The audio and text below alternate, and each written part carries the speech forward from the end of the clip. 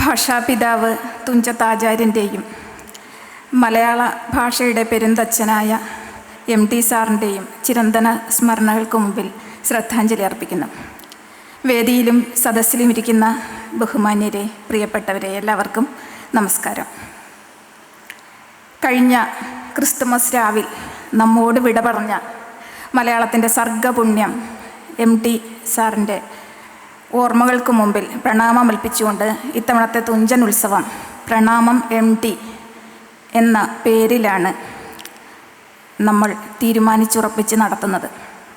കഴിഞ്ഞ 3 ദിവസങ്ങളിലായി ഇവിടെ നടന്നു പോകുന്നതെല്ലാം അദ്ദേഹത്തിൻ്റെ സ്മരണകളെ ഉണർത്തുന്ന പരിപാടികൾ മാത്രമാണ്. മലയാള ഭാഷയ്ക്കും മലയാള സിനിമയ്ക്കും മലയാള സംസ്കാരത്തിനും തൻ്റെ ജന്മം കൊണ്ട് ചെയ്തു തീർക്കാവുന്നതെല്ലാം ചെയ്തു തീർത്തുപോയ ഒരു വലിയ മനുഷ്യൻ്റെ വലിയ സ്വപ്നമാണ് തുഞ്ചൻ പറമ്പ് എന്നത്. ഈ യോഗത്തിൻ്റെ അധ്യക്ഷൻ ആരാധനായ ലീലാകൃഷ്ണേട്ടൻ്റെ ഒരു കവിതയിലെ 2 വരി കടമെടുക്കുകയാണ്. ഇനി എനിക്കാരുമില്ലെന്ന് തോന്നുമ്പോൾ അരനിമിഷം ഈ മണ്ണിനെ ഓർക്കുക. തികച്ചും പാരിസ്ഥിതികമായ ഒരു പരിപ്രേക്ഷ്യത്തിൽ എഴുതിയ ഒരു കവിതയുടെ വരികളാണെങ്കിൽ പോലും MT സാർ നൽകിയ വിയോഗം നമ്മളുണ്ടാക്കിയ ആഘാതം മലയാളി മറികടന്നത് ഒരുപക്ഷെ തുഞ്ചൻ പറമ്പിനെ കൂടി ഓർത്തുകൊണ്ടാവാം. അദ്ദേഹത്തിൻ്റെ കനപ്പെട്ട സാഹിത്യ സംഭാവനകളോടൊപ്പം അദ്ദേഹത്തിൻ്റെ ക്ലാസിക് സിനിമകളോടൊപ്പം തന്നെ അദ്ദേഹം തുഞ്ചൻ പറമ്പിന് നൽകിയ സംഭാവനകൾ ഓർത്തുകൊണ്ടാവാം. നമുക്കറിയാം, കഴിഞ്ഞ ദിവസങ്ങളിലൊക്കെ ഇവിടെ വരുന്നവർ എന്നേക്കുമായി അടഞ്ഞുപോയ ഒരു ശ്രീകോവിലിനെന്നോണം ആ കോട്ടേജിന് മുമ്പിൽ ദീർഘനിശ്വാസം വിടുന്നതും ഒരുപക്ഷെ കണ്ണു തുടയ്ക്കുന്നതുമൊക്കെ നമ്മൾ കണ്ടതാണ്. ആ മനുഷ്യൻ്റെ ആ വലിയ ഭാഷാസ്നേഹിയുടെ വലിയ സ്വപ്നമാണ് ഈ ഭൂമി. അദ്ദേഹത്തിൻ്റെ ഭാഷയെ സംബന്ധിച്ചിട്ടുള്ള ആശങ്കകളും ആശകളും ആകുലതകളും പ്രതീക്ഷകളും സ്വപ്നങ്ങളുമൊക്കെ വിരിഞ്ഞ ഒരു ഇടമാണിത്. നമ്മുടെ തുഞ്ചനുത്സവം ഉദ്ഘാടനം ചെയ്ത ശിവശങ്കരി പഴയ തുഞ്ചൻ പറമ്പിൻ്റെ അവസ്ഥയെപ്പറ്റി ഓർക്കുകയുണ്ടായി. തുഞ്ചൻ പ്രഭാഷണം നിർവഹിച്ച KC നാരായണ മാഷ് ഇതിനെ ഒരു സെക്കുലർ സ്പേസ് ആക്കിയിട്ട് മാറ്റാൻ MT ചെയ്ത സംഭാവനകൾ എണ്ണി പറയുകയുണ്ടായി. ഈ മാറിയ മുഖമുള്ള തുഞ്ചൻ പറമ്പിൻ്റെ മണ്ണിൽ നിന്ന് ഇന്ന് നമ്മൾ MTയുടെ മുഖങ്ങളും മാനങ്ങളും എന്ന വിഷയത്തെ അധികരിച്ചുകൊണ്ട് കേരള സാഹിത്യ അക്കാദമിയുടെ സഹകരണത്തോടുകൂടി തുഞ്ചൻ സ്മാരക ട്രസ്റ്റ് നടത്തുന്ന ഈ ഒരു ചർച്ചായോഗത്തിൽ സ്വാഗതമരുളുക എന്നുള്ളതാണ് എന്നിൽ നിക്ഷിപ്തമായ കടമ. നമുക്കറിയാം, എല്ലാ തുഞ്ചൻ ഉത്സവങ്ങളുടെയും പ്രധാന ആകർഷണം എന്ന് പറയുന്നത് ആലങ്കോട് ലീലാകൃഷ്ണേട്ടൻ്റെ പ്രഭാഷണമാണ്. കവിതയും ഭാഷയും സാഹിത്യവും സംസ്കാരവും സമകാലിക പ്രശ്നങ്ങളുമൊക്കെ ഇഴചേർത്ത് അദ്ദേഹം നടന്ന പ്രഭാഷണങ്ങൾ നമ്മളെയൊക്കെ കോരിത്തരിപ്പിച്ചിട്ടുമുണ്ട്. തുഞ്ചൻ്റെ മണ്ണിൽ തുഞ്ചൻ സ്മാരക ട്രസ്റ്റ് ചെയർമാനായ ഒരുപാട് തുഞ്ചൻ ഉത്സവങ്ങൾക്ക് സ്വാഗതമരുളിയ അദ്ദേഹത്തിന് സ്വാഗതമരുളുക എന്ന കുസൃതി നിറഞ്ഞ കൗതുകം ഈ നിമിഷം എനിക്ക് നൽകുന്നുണ്ട്. നമുക്കറിയാം, കേരളത്തിലെ അറിയപ്പെടുന്ന പ്രഭാഷകൻ ഒരാളാണ് അദ്ദേഹം. ഇന്ത്യക്കകത്തും പുറത്തും പ്രഭാഷണങ്ങൾ നടത്തി സമയം ചെലവഴിക്കുന്നതിനിടയ്ക്കും എഴുത്തിൻ്റെ നൈരന്തര്യം കാത്തു സൂക്ഷിക്കുന്ന ഒരു എഴുത്തുകാരനാണ്. കവിതയുടെ കനൽ കെടാതെ സൂക്ഷിക്കുന്ന ഒരു എഴുത്തുകാരനാണ്. അതുകൊണ്ട് തന്നെയാവാം കഴിഞ്ഞ മാതൃഭൂമി ആഴ്ചപ്പതിപ്പിലും വാക്കുകൾ എന്ന പേരിലുള്ള അദ്ദേഹത്തിൻ്റെ കവിത നമുക്ക് വായിക്കാൻ ഭാഗ്യം കിട്ടിയിട്ടുണ്ട്. തിളക്കം പോലെയുള്ള ഏകാന്തം പോലെയുള്ള സിനിമയുടെ തിരക്കഥാകൃത്താണ് അദ്ദേഹം. മികച്ച പ്രഭാഷകൻ എന്ന നിലയിൽ തിളങ്ങുമ്പോഴും അദ്ദേഹത്തിൻ്റെ പ്രഭാഷണത്തിനൊരു പ്രത്യേകതയുണ്ട്. തൻ്റെ വാക്കിൻ്റെ അരികു തട്ടി ഒരു മനുഷ്യനും വേദനിക്കരുത് എന്ന നിതാന്തമായ ജാഗ്രത പുലർത്തുന്ന ഒരു പ്രഭാഷകനാണ് അദ്ദേഹം. നിറഞ്ഞ സ്നേഹത്തോടെ ആദരവോടെ സുമധുരഭാഷിയായ MT സാറിൻ്റെ വാക്ക് കടമെടുത്താൽ വശ്യവചസ്സായ ആലങ്കോട് ലീലാകൃഷ്ണേട്ടനെ തുഞ്ചൻ്റെ മണ്ണിലേക്ക് സ്വാഗതം ചെയ്യും. ഇന്നിവിടെ പ്രബന്ധങ്ങൾ അവതരിപ്പിച്ച് സംസാരിക്കുന്നത് ബഹുമാന്യായ അശോകൻ ചെരുവിൽ മാഷാണ്. കേരള സാഹിത്യ അക്കാദമിയുടെ വൈസ് പ്രസിഡൻ്റാണ്. ദീർഘകാലം PSC മെമ്പറായിരുന്ന അദ്ദേഹം അധ്യാപകനാണ്. സൂര്യകാന്തികളുടെ നഗരം, പരിചിത ഗന്ധങ്ങൾ, മരിച്ചവരുടെ കടൽ, കഥകളിലെ വീട്, കങ്കാരു നൃത്തം, ക്ലാർക്കുമാരുടെ ജീവിതം, കാട്ടൂർ കടവിലെ ക്രൂരകൃത്യം, ജലജീവിതം, ആമസോൺ തുടങ്ങിയ ധാരാളം കൃതികളുടെ കർത്താവ്. കാട്ടൂർ കടവ് എന്ന നോവലിന് അദ്ദേഹത്തിന് വയലാർ അവാർഡ് ലഭിക്കുകയുണ്ടായിട്ടുണ്ട്. ജർമ്മൻ ദിനങ്ങൾ എന്നുള്ള യാത്രാ വിവരണം നമ്മൾക്ക് മറക്കാനാവാത്ത ഒരു യാത്രാനുഭൂതി പ്രദാനം ചെയ്യുന്ന കൃതിയാണ്. അദ്ദേഹത്തെ ഏറെ ആദരവോടുകൂടി ഈ തുഞ്ചൻ്റെ മണ്ണിലേക്ക് സ്വാഗതം ചെയ്യും. അടുത്തതായി മലയാളിയുടെ പ്രിയങ്കരനായ എഴുത്തുകാരൻ ബെന്യാമിനാണ്. അഭിഷകിൻ എന്ന ആദ്യ നോവലോടുകൂടി സാഹിത്യത്തിലെ രംഗത്തേക്ക് രംഗപ്രവേശനം ചെയ്തയാളാണ് പ്രിയങ്കരനായ ബെന്യാമിൻ. ബെന്നി ഡാനിയൽ എന്ന അദ്ദേഹം പത്തനംതിട്ട ജില്ലക്കാരനാണ്. ഇപ്പോൾ മലയാളിയുടെ സ്വന്തമായ എഴുത്തുകാരൻ. പ്രവാചകന്മാരുടെ 2ാം പുസ്തകം, അക്കപ്പോരിൻ്റെ 20 നസ്രാണി വർഷങ്ങൾ, മഞ്ഞവെയിൽ മരണങ്ങൾ, അൽ അറേബ്യൻ നോവൽ ഫാക്ടറി, മുല്ലപ്പൂ നിറമുള്ള പകലുകൾ, മാന്തളിരിലെ 20 കമ്മ്യൂണിസ്റ്റ് വർഷങ്ങൾ, മരീചിക, ശരീരശാസ്ത്രം, തരകൻസ് ഡയറി, നിശബ്ദ സഞ്ചാരങ്ങൾ എന്നൊക്കെ തുടങ്ങി മൾബറിയിൽ എത്തി നിൽക്കുന്നു അദ്ദേഹത്തിൻ്റെ സാഹിത്യ സപര്യം.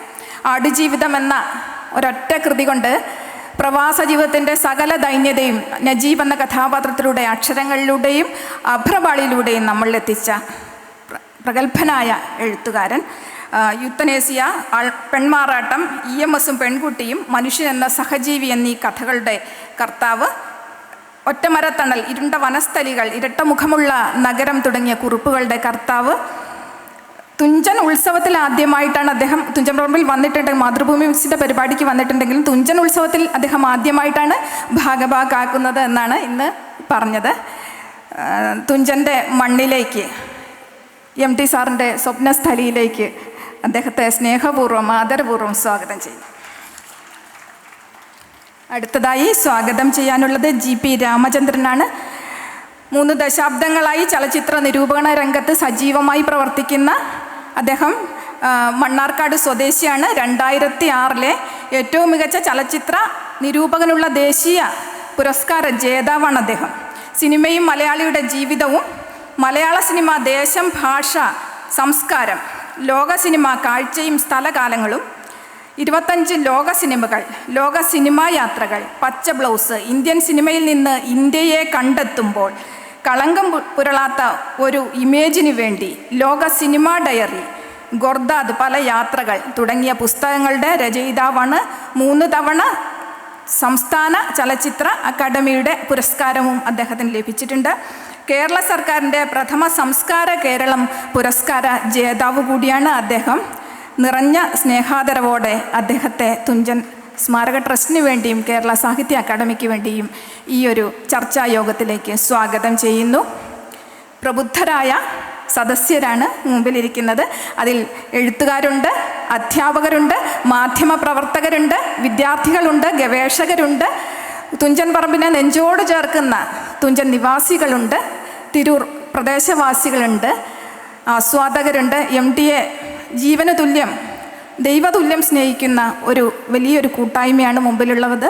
എല്ലാവർക്കും ഹൃദയത്തിൻ്റെ ഭാഷയിൽ സ്വാഗതം മോദിക്കൊണ്ട് അധ്യക്ഷ പദവി അലങ്കരിക്കാൻ ഏറ്റവും പ്രിയപ്പെട്ട ലീലാകൃഷ്ണേട്ടനെ സ്നേഹപൂർവ്വം ക്ഷണിച്ചുകൊണ്ട് അവസാനിപ്പിക്കുന്നു. നന്ദി, നമസ്കാരം.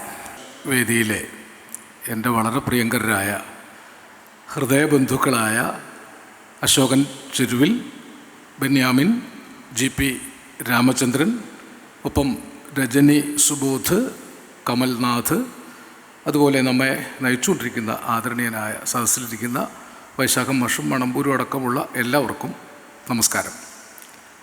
ഞാൻ എല്ലാ അർത്ഥത്തിലും ഒരു നിലയവിദ്വാനാണ്. ഇവിടെ നിലയവിദ്വാൻമാർക്ക് ഏതവസരത്തിലും പെർഫോം ചെയ്യാൻ അവകാശമുണ്ട്. എപ്പോൾ ഗ്യാപ്പ് വന്നാലും നിലയവിദ്വാന് കയറി വരാം. 2 അർത്ഥത്തിലാണ്. ഞാൻ 32 വർഷമായിട്ട് തുഞ്ചൻ സ്മാരകത്തിൽ ട്രസ്റ്റിയാണ്. ഏതാണ്ട് 10 വർഷമായി കേരള സാഹിത്യ അക്കാദമിയിൽ നിർവാഹക സമിതി അംഗവുമാണ്. ഇത്ര ദീർഘകാലം ഇത്തരം നിലയവിദ്വാൻ്റെ വേഷം ചെയ്തവരും പൊതുവെ കുറവായിരിക്കും. അതുകൊണ്ട് ആ നിലയവിദ്വാൻ 2 അർത്ഥത്തിൽ ഇത് അക്കാദമിയുടെ പരിപാടിയാണ്, തുഞ്ചൻ സ്മാരകത്തിൻ്റെ പരിപാടിയാണ്. ആ നിലയ്ക്കുള്ളൊരു വേഷമാണ് ഞാനിപ്പോൾ ഇവിടെ നിർവഹിക്കുന്നത്. MTയെക്കുറിച്ച് ഇന്നലെയും മിനിഞ്ഞാന്നും 4-ാം നാളും ഒക്കെ ആയിട്ട് കുറേ ഞാൻ സംസാരിച്ചു. MTയെക്കുറിച്ച് സംസാരിച്ചാൽ തീരലില്ല. എൻ്റെ ആയുസ്സിൻ്റെ അന്ത്യം വരെ ഒരു പക്ഷേ MTയെക്കുറിച്ച് പറഞ്ഞ് തീരാൻ കഴിയാത്തത്ര ഹൃദയത്തിലുണ്ട്, വായിച്ചും അനുഭവിച്ചും. ഇപ്പം എം ടി മുഖങ്ങളും മാനങ്ങളും എന്ന വിഷയമാണ് കേരള സാഹിത്യ അക്കാദമി ഇന്ന് ഇവിടെ ഒരു സെമിനാർ വിഷയമാക്കി എടുത്തിരിക്കുന്നത്. എം ടിയുടെ മേഖലയിൽ കഥയിലും നോവലിലും പിൽക്കാല തലമുറയിൽ എം ടിയെ പോലെ തന്നെ വിഖ്യാതരായി തീർന്നു കഴിഞ്ഞ രണ്ട് കഥാകൃത്തുക്കളും നോവലിസ്റ്റുകളും, അശോകൻ ചെരുവിലും ബെന്യാമിനും, രണ്ടുപേരും എം ടി തെളിച്ചിട്ട വഴിയെ ഏറ്റവും പുതിയ കാലത്ത് അതേവിധം ജനകീയമാക്കിയ ആളുകളാണ്.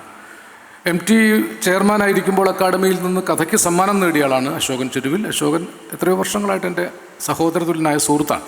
ബെന്യാമിൻ ആടുജീവിതം ഒന്നൊരൊറ്റ കൃതി കൊണ്ട് ഗദ്യസാഹിത്യത്തെ പുതിയ തലമുറയുടെ മുഴുവൻ ഹൃദയത്തിലേക്ക് പടർത്തി വിട്ട ആളാണ്.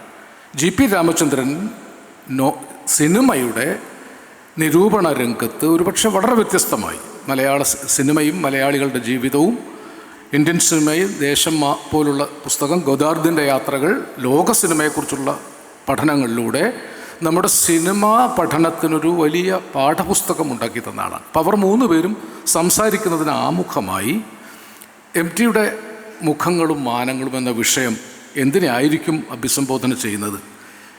7.5 പതിറ്റാണ്ടാണ് എം ടി മലയാള സാഹിത്യത്തിലും ചലച്ചിത്രത്തിലും നിറഞ്ഞു നിന്നത്. ഇത്രയേറെ ഏറ്റക്കുറച്ചിലുകളില്ലാത്ത ലവണ സമുദ്രം പോലെ മലയാളിയുടെ ലാവണ്യബോധത്തെ നിയന്ത്രിച്ച മറ്റൊരു എഴുത്തുകാരൻ ഉണ്ടായിട്ടില്ല. എന്തായിരുന്നു എം ടി ചെയ്തത്? എം ടിക്ക് മുമ്പ് തകഴിയും ബഷീറും പൊൻകുന്നം വർക്കിയും ലളിതാംബിക അന്തർജനവും ദേവും അടക്കമുള്ള വലിയൊരു തലമുറ മലയാളത്തിൽ അത്ഭുതകരമായ ഒരു സാധ്യത ഉണ്ടാക്കിയിരുന്നു നോവലിലും കഥയിലും. തകഴിയുടെ തലമുറയ്ക്ക് ഒരു ലോക പദ്ധതി ഉണ്ടായിരുന്നു. നവോത്ഥാനത്തിനു ശേഷം ലാളിത്യമാർന്ന വഴികളിലൂടെ കഥാഖ്യാനം, നോവലിൻ്റെ ആഖ്യാനം വഴി കഥ നിർമ്മിച്ചുകൊണ്ട് ഒരു പുതുലോകബോധത്തെ ഉണ്ടാക്കാം എന്ന കൃത്യമായ സാമൂഹ്യ പ്രതിബദ്ധമായ ഒരു വഴിയിലാണ് തകഴിയുടെ തലമുറ, ദേവിൻ്റെ തലമുറ, ബഷീറിൻ്റെ തലമുറ എഴുതിയത്. അത് വളരെ ലളിതമായൊരു രീതിയായിരുന്നു എന്ന് മാത്രമല്ല റിയലിസ്റ്റിക് ആയിരുന്നു. ജീവിതത്തെ പകർത്തുകയാണ് പലപ്പോഴും ചെയ്തത്. എം ടിയുടെ തലമുറ എന്ന് തന്നെ പറയാവുന്ന പിന്നീട് വന്ന തലമുറ സ്വാനുഭവത്തിലിരുന്നു കൊണ്ട് വായനക്കാരനെയും സ്വാത്മാനുഭവത്തിലേക്ക് മാറ്റുകയാണ്. ലോകത്തെ കണ്ടുകൊണ്ടല്ല, അവനവനിലിരുന്നു കൊണ്ട് ലോകത്തെ കണ്ടുകൊണ്ടും അവനവനെ തന്നെ കണ്ടുകൊണ്ടും ഒരു കണ്ണാടി പുറത്തേക്കും അകത്തേക്കും പിടിച്ചുകൊണ്ട് ഒരു സവിശേഷമായ ദർശനവും എഴുത്തും എം ടിയുടെ തലമുറ എന്ന് പറയുമ്പോൾ അതിൽ ടി പത്മനാഭനുണ്ട്, മാധവിക്കുട്ടിയുണ്ട്, അതിനുശേഷം വന്ന ആളുകളുണ്ട്. ഇപ്പം കഥയെ ഇങ്ങനെ സ്വാനുഭവത്തിലാക്കുക, നോവലിനെ സ്വാനുഭവത്തിലാക്കുക എന്ന വളരെ പ്രധാനപ്പെട്ട ഒരു ഘട്ടം തുടങ്ങുന്നത് എം ടിയിലാണ്. മഞ്ഞൊക്കെ ബോധധാരാ സമ്പ്രദായത്തിൽ എഴുതപ്പെട്ടതാണ്. എം ടി എഴുതുമ്പോൾ ഉത്തമ പുരുഷ സർവനാമമില്ല, പുറത്തിറങ്ങി ആരെയും കാണാനില്ല, നല്ല തണുപ്പുണ്ട്, ഇത് ആർക്കാണ് എന്ന ആഖ്യാനത്തിലില്ല. ഞാൻ പുറത്തിറങ്ങിയെന്നില്ല, ഗോപാലൻ പുറത്തിറങ്ങിയെന്നില്ല, ഈ പുറത്തിറങ്ങുന്നത് വായിക്കുന്ന ആൾ തന്നെ ആവാം. അങ്ങനെ ബോധധാരയിൽ ഞാൻ തന്നെയാണ് കഥാപാത്രം എന്ന് തോന്നിപ്പിക്കുന്ന ഒരു ആഖ്യാന രീതി എം ടി ഉണ്ടാക്കി. കവിതയുടെ ധർമ്മം അനുഷ്ഠിക്കുന്ന വിധത്തിൽ കഥയുടെ ശില്പത്തെ നവീകരിച്ചു. ഈ ആത്മധാരാ രീതി, ബോധധാരാ രീതിയാണ് കാവ്യാത്മകത കൂടുതലായിട്ട് ഉപയോഗിക്കാൻ എം ടിയെ പ്രേരിപ്പിച്ചത്. എം ടിയുടെ നോവലുകളെക്കുറിച്ച് ഞാൻ കഴിഞ്ഞ ദിവസത്തെ പ്രഭാഷണത്തിൽ കൂടുതൽ പറഞ്ഞിരുന്നു. എം ടിയുടെ കഥകൾ വളരെ വ്യത്യസ്തമായി ഇത്തരം ചില കാര്യങ്ങൾ നമുക്ക് തന്നു. ഡാർ എസ് സലാം എന്ന് പറയുന്ന ഒരു കഥയുണ്ട്. ഒരുപക്ഷെ മലയാള കഥയിലെ ഏറ്റവും വ്യത്യസ്തമായ ഒരു കഥ. എത്രയോ വർഷങ്ങൾക്ക് മുമ്പാണ് ഡാർ എസ് സലാമിലെ മേജർ മുകുന്ദനും റീത്ത മുകുന്ദനും എത്ര ആദർശ ദമ്പതികളായിട്ടാണ് കഥാനായകൻ അനുഭവപ്പെടുന്നത്. കഥാന്ത്യത്തിൽ റീത്ത മരിച്ചു പോയതിനു ശേഷം കബനി എന്ന് വിളിച്ച് അതുവരെ അദൃശ്യമായിരുന്ന ആഫ്രിക്കൻ കളിക്കോപ്പുകൾ, ആഫ്രിക്കൻ കൗതുക വസ്തുക്കൾ ശേഖരിക്കുന്ന തൻ്റെ ഭാര്യയ്ക്ക് ഒരു ആഫ്രിക്കൻ സുഹൃത്ത് തന്ന ഒരു കൗതുക വസ്തു എന്ന് പറഞ്ഞ് ആ കുട്ടിയെ കാണിക്കുമ്പോഴുണ്ടാകുന്ന ഒരു പരിഭ്രാന്തി, അതിലെ കഥാന്ത്യത്തിലെ കഥാനായകനെ പോലെ ആൾ എഴുന്നേറ്റ് ഓടിപ്പോകുന്ന വിധം ഇത്ര സംഭ്രമജനകമായ ഒരു അന്ത്യം ഞാൻ ഡാറസ്സലാമിൽ വായിച്ചതുപോലെ വായിച്ചിട്ടില്ല. ഏറ്റവും ഒടുവിൽ ഒരുപക്ഷെ അശോകൻ്റെ തലമുറയും ബെന്യാമിൻ്റെ തലമുറയും ഒക്കെ ഏറ്റെടുത്തൊരു പുതിയ എഴുത്ത് രീതി അവസാനം ആ ചാരക്കഥയിൽ അമേരിക്കയിലെ നഖങ്ങളൊന്നും ഇല്ലാത്ത പൂച്ചയുടെ കഥയിലൂടെ, ഷെർലക്കിലൂടെ എം ടി അങ്ങനെ ഒരു കാലം 75 കൊല്ലത്തിനുള്ളിൽ മാറി വന്ന ഭാവുകത്വങ്ങൾക്കൊക്കെ മാതൃകയാക്കാവുന്ന കഥകളാണ് എം ടി എഴുതിയത്. എം ടിയുടെ എവിടേക്കോ ഒരു വഴി എന്നൊരു കഥയുണ്ട്. എം ടി എങ്ങനെയാണ് ഈ സ്വാനുഭവം നമ്മളിലേക്ക് തരുന്നത്? അതിൽ സത്താറ എന്ന ഗ്രാമത്തിൽ നിന്ന് വന്ന ശാന്താറാം എന്ന കുട്ടി ഈ കഥാനായകൻ്റെ സഹോദരിയുടെ വീട്ടിൽ ജോലിക്ക് നിൽക്കുകയാണ്. ഒരു ആത്മപ്രതിസന്ധിയിൽ തന്നോട് തന്നെ വെറുപ്പും വിദ്വേഷവും നിറഞ്ഞ്, തന്നോട് തന്നെ പക നിറഞ്ഞ് ആത്മവിനാശകരമായ ഒരു വലിയ പ്രതിസന്ധിയിലെത്തി നിൽക്കുന്ന ഈ കഥാനായകനോട് സഹോദരി പറയുന്നുണ്ട്, ഈ ശാന്താറാം എന്ന കുട്ടി ഇടയ്ക്കിടയ്ക്ക് ഓടിപ്പോകും, അവനെ പിടിച്ചു കൊണ്ടുവരും, പിന്നെ ഓടിപ്പോകും. സത്താറയിലേക്കാണ് ഓടിപ്പോകുന്നത് എന്നാണ് പറയുന്നത്. സത്താറയിൽ അവൻ ആരുമില്ല. അവൻ്റെ തള്ള പറഞ്ഞിട്ടുണ്ടല്ലോ, അവിടെയാണ് അവൻ്റെ വീട്.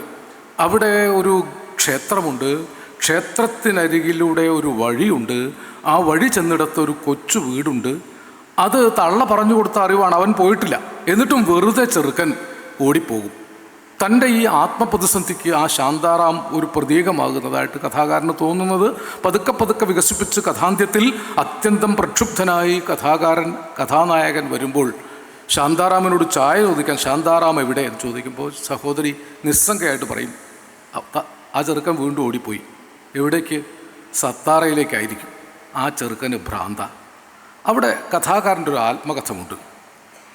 ഇവൾക്ക് മനസ്സിലാവില്ല, ശരിയാണ്, ഓടിക്കൊണ്ടിരിക്കും സത്താറയിലേക്ക്, ആ ഗ്രാമത്തിലേക്ക്, അവിടെ ഒരു അമ്പലത്തിനടുത്തേക്ക്, അതിനടുത്തുള്ളൊരു വഴിയിലേക്ക്. പിന്നെ പിന്നെ കുത്തുകുത്തായിട്ടാണ് കഥ അവസാനിക്കുന്നത്. അങ്ങനൊരു കുട്ടി എം ടിക്കുള്ളിലുണ്ടായിരുന്നു. ഒരിക്കലും മുതിരാൻ കൂട്ടാക്കാത്ത ആ കുട്ടി പൂർണ്ണ നിഷ്കളങ്കനായിരുന്നു. മുതിർന്നു മുറ്റിയ ഒരു ഋഷിയും എം ടിയിലുണ്ടായിരുന്നു. ആ ഋഷി ലോകത്തെ കടന്ന് കണ്ട ആളായിരുന്നു. ഒരേ സമയം 2 മുഖം എം ടിക്കുണ്ടെങ്കിൽ അതൊന്ന് പരിപൂർണ നിഷ്കളങ്കനായ ഒരു കുട്ടിയുടെ മുഖവും മറ്റൊന്ന് വളർന്നു മുറ്റിയ കാലങ്ങൾക്കപ്പുറത്തേക്ക് കാണാൻ കഴിയുന്ന കാലാതീതനായ ഒരു ഋഷിയുടെ മുഖവുമായിരുന്നു. ഈ ഋഷിയിൽ പോരാളിയുണ്ടായിരുന്നു. ഈ കുട്ടിയിൽ എപ്പോഴും കൗതുകം മാത്രം കൊണ്ട് നടന്ന എം ടിയുടെ പ്രധാനപ്പെട്ട ബാലസാഹിത്യ കൃതികളുണ്ട്. മാണിക്യക്കല്ല് എന്ന മലയാളത്തിലെ തന്നെ ഏറ്റവും മികച്ച ബാലസാഹിത്യ കൃതികളിലൊന്നാണ് ദയ എന്ന പെൺകുട്ടി. എം ടിയുടെ പല കഥകളും ബാലസാഹിത്യം പോലെ അത്രമേൽ കുട്ടിക്കുള്ളിലിരുന്ന് കണ്ടതാണ്. ഈ സത്താറയിലേക്ക് ഓടിക്കൊണ്ടിരിക്കുന്ന കുട്ടിയെപ്പോലെ ഒരു ഗ്രാമീണതയുടെ അകളങ്കവിശുദ്ധമായ പ്രശാന്തിയിലേക്ക് നിരന്തരം ഓടിക്കൊണ്ടിരുന്ന കുട്ടിയുടെ വിവിധ മുഖങ്ങൾ എം ടിയുടെ രചനകളിലൊക്കെ നമ്മൾ കണ്ടിട്ടുണ്ട്. എം ടിയുടെ ചലച്ചിത്രങ്ങളിൽ കണ്ടിട്ടുണ്ട്. എം ടിയുടെ നദീതീര സ്മരണകളിൽ എവിടെ പോയാലും നക്ഷത്രങ്ങൾ പൂത്തു നിറഞ്ഞ ഒരാകാശ ചെരുവ് പോലെ, എവിടെ പോയാലും നക്ഷത്രങ്ങൾ പൂത്തു നിറഞ്ഞ ഒരാകാശ ചെരുവ് പോലെ തൻ്റെ ഗ്രാമത്തിൻ്റെ ഓർമ്മകൾ എം ടിയെ പിന്തുടർന്നുകൊണ്ടിരുന്നു. അതുകൊണ്ട് ആ ഓർമ്മകളാണ്, ജീവനുള്ള ഓർമ്മകളാണ്, ഓർമ്മിക്കുന്ന മനുഷ്യരെയാണ് എം ടി സൃഷ്ടിച്ചത്. എം ടിയുടെ മിക്കവാറും കഥകൾ തുടങ്ങുന്നത് ഇന്ന് ആദ്യമായി ഞാൻ ലീലയെ ഓർത്തു, നിൻ്റെ ഓർമ്മയ്ക്ക് എന്ന കഥ. ഏത് കഥ എടുത്തു നോക്കൂ, പ്രശാന്തിയിൽ അനുസ്മരിക്കുന്ന പഴയ നിമിഷങ്ങളാണ്. ഉപേക്ഷിച്ചു പോന്ന കാലത്ത് വളരെ വേദനയോടുകൂടി ഉപേക്ഷിച്ചു പോന്നതും, വ്യവസ്ഥയെ ധിക്കരിച്ചും വ്യവസ്ഥയെ വെടിഞ്ഞും മറ്റൊരിടത്ത് പോയി സ്വയം കരുപിടിപ്പിക്കാൻ ശ്രമിച്ച കാലത്ത് വളരെ നിന്ദയോടെ ഓർത്തതുമായ പലതും പ്രശാന്ത നിമിഷങ്ങളിൽ വളരെ വൈകാരിക തീക്ഷ്ണതയോടും ഗൃഹാതുരതയോടും കൂടി തിരിച്ചു വരുന്നതാണ് എം ടിയുടെ കഥകളിലും നോവലുകളിലും ചലച്ചിത്രങ്ങളിലുമൊക്കെ നമ്മൾ കണ്ടത്. ഒരർത്ഥത്തിൽ ഈ പ്രശാന്ത നിമിഷങ്ങളിൽ ഏകാഗിയായ മനുഷ്യൻ തൻ്റെ നഷ്ടകാലങ്ങളെക്കുറിച്ച് വ്യഥ കൊള്ളുകയും പുതിയ കാലത്തേക്ക് ആ നഷ്ടകാലത്തിൻ്റെ ഊർജം സംഭരിച്ച് പുതിയ ഒരു നവോർജമാക്കി മാറ്റുകയും ചെയ്യുന്ന 2 പ്രവർത്തനങ്ങൾ. പല പല കണ്ണുനീർ പാടങ്ങളിൽ കൂടി, പല പല യുദ്ധഭൂമികളിൽ കൂടി, പല പല ദുരന്തങ്ങളിൽ കൂടി മനുഷ്യനെ കടത്തിക്കൊണ്ടുപോയി നവീകരിച്ചെടുക്കുന്ന ഒരു സവിശേഷമായ രാസകലാവിദ്യയാണ് എം ടിയുടെ കഥാസാഹിത്യത്തിൻ്റെ മുഖമായിട്ട് എനിക്കെപ്പോഴും തോന്നിയിട്ടുള്ളത്. ഞാൻ വ്യക്തിയനുഭവങ്ങളൊന്നും പറയുന്നില്ല, എത്രയോ തവണ ഞാൻ പറഞ്ഞതാണ്. ഞാൻ ആ കുട്ടിയെ കണ്ടിട്ടുണ്ട് പലപ്പോഴും. 4ാം ക്ലാസ്സിൽ പഠിക്കുമ്പോഴാണ് എനിക്ക് എൻ്റെ ഗുരുനാഥനായിരുന്ന എം ടി കുട്ടിക്കൃഷ്ണമേനോൻ മാഷ് എം ടിയുടെ രക്തം പുരണ്ട മൺതരികൾ എന്ന കഥ വായിക്കാൻ തന്നത് കഥാപുസ്തകം. ഞാൻ ആദ്യം വായിച്ച കഥാപുസ്തകം എം ടി വാസുദേവൻ നായരുടേതാണ്. 4ാം ക്ലാസ്സിൽ പഠിക്കുമ്പോഴാണ്. എനിക്കന്നത് വായിച്ചിട്ടൊന്നും മനസ്സിലായില്ല. പക്ഷേ എൻ്റെ ഗുരുനാഥൻ എം ടിയുടെ കടുത്ത ആരാധകനായിരുന്നു. എം ടിയുടെ ബന്ധുക്കാരനുമാണ്, എം ടി കുട്ടിക്കൃഷ്ണമേനോനാണ്. മാഷ് മരിച്ചുപോയി. മാഷ് കുട്ടികളോട് ഇങ്ങനെ എം ടിയെക്കുറിച്ച് വാചാലനായിട്ട് പറയും. നമ്മുടെ ഈ അട്ടേക്കുന്നില്ലേ നമ്മുടെ സ്കൂൾ നിൽക്കണ ഈ കുന്ന്, ഈ കുന്നത്ത് നിന്ന് നോക്കിയാൽ ദൂരെ നരിമാളം കുന്ന് കാണാം. ആ നരിമാളം കുന്നിൻ്റെ അപ്പുറത്താ MTയുടെ വീട്. തൻ്റെ ഉള്ളിലെ ആവേശമാണ് അദ്ദേഹം പറയുന്നത്. ഞാനിങ്ങനെ കേട്ട് സ്കൂൾ വിട്ടാൽ വെറുതെ അട്ടേക്കുന്നത്ത് നിന്ന് നോക്കുമ്പോൾ നരിമാളം കുന്ന് കാണാം, അതിൻ്റെ മുകളിൽ തലപ്പത്ത മരങ്ങൾ കാണാം.